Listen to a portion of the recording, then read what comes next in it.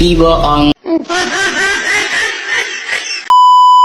Assalamualaikum warahmatullahi wabarakatuh. Halo teman-teman, nama saya Bayi Asti Rara Andini dari Prodi Bahasa dan Sastra Indonesia kelas 1E dengan NIM E1C02510149. Di sini saya akan membaca dan menceritakan cerita dengan judul Sungai Mahakam karya dari Kak Zahra AM. Baik, di sini saya akan lanjut membacanya. Dahulu kala, di hutan lebat Kalimantan Timur, mengalir Sungai Mahakam yang indah. Sungai itu seperti naga perak yang meliuk-liuk, memberi kehidupan pada desa Dayak, ikan-ikan yang lincah dan burung-burung yang bernyanyi riang. Airnya jernih, penuh dengan buah-buah liar yang jatuh dari pepohonan, dan anak-anak yang sering bermain di tepiannya menangkap udang kecil atau mendengarkan cerita nenek moyang. Namun suatu hari, keserakahan manusia mengancam keindahan itu. Seorang raja hutan jahat bernama Raja Batubara datang dari gunung jauh. Ia ingin menggali tanah di sekitar sungai untuk mencari harta karun hitam yang bisa membuatnya kaya raya. Dengan tangan besi dan mesin-mesin raksasanya, Raja Batubara mulai membuang lumpur hitam ke sungai. Air Mahakam yang dulu biru menjadi keruh, ikan-ikan mati kehabisan napas, dan pohon-pohon di tepi sungai layu karena racun yang meresap. Di desa-desa Dayak kelaparan, anak-anak menangis dan sungai itu merintih seperti anak yang sakit. Di sebuah desa kecil di tepi sungai, hidup seorang pemuda bernama Andi, anak seorang nelayan Dayak. Andi bukan pahlawan biasa, ia memiliki hati yang lembut seperti daun kelapa muda dan semangat seperti harimau hutan. Setiap malam, ia bermimpi tentang sungai yang berbisik padanya, "Mohon pertolongan, selamatkan aku. Andi, aku adalah ibu bagi semua makhluk di sini," kata sungai dalam mimpi itu. Suatu pagi, Andi memutuskan untuk bertindak.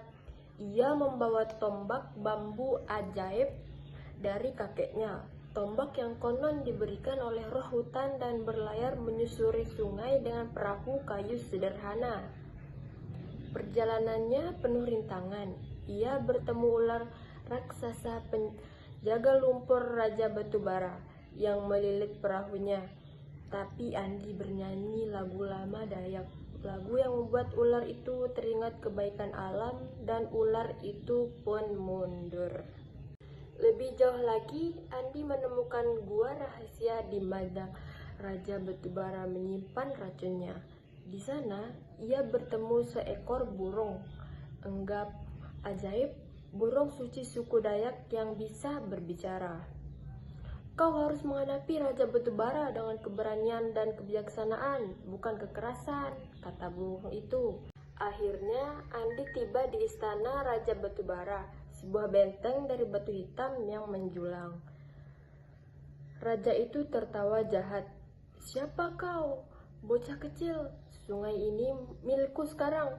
Tapi Andi tidak gentar. Ia menusuk tanah dengan tombak bambunya, dan dari ujung tombak itu muncul akar-akar pohon raksasa yang menyerap racun dari sungai.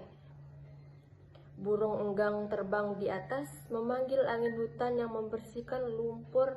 Raja Batubara melihat kekuatan kalah oleh alam.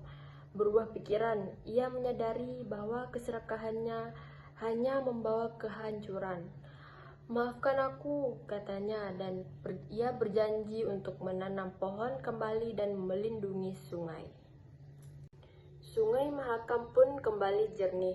Ikan-ikan berenang riang, pohon-pohon hijau kembali, dan desa-desa penuh tawa. Andi menjadi pahlawan, dijuluki penyelamat sungai. Sejak itu, suku Dayak mengajarkan anak-anaknya, jangan sungai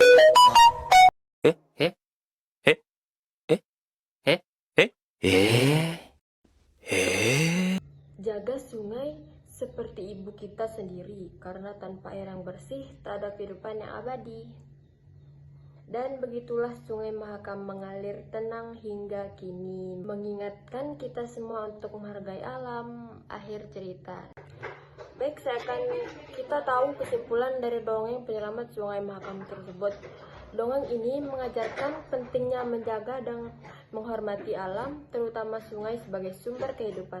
Keserakahan manusia yang mementingkan harta dapat merusak keseimbangan alam dan membawa penderitaan bagi makhluk hidup.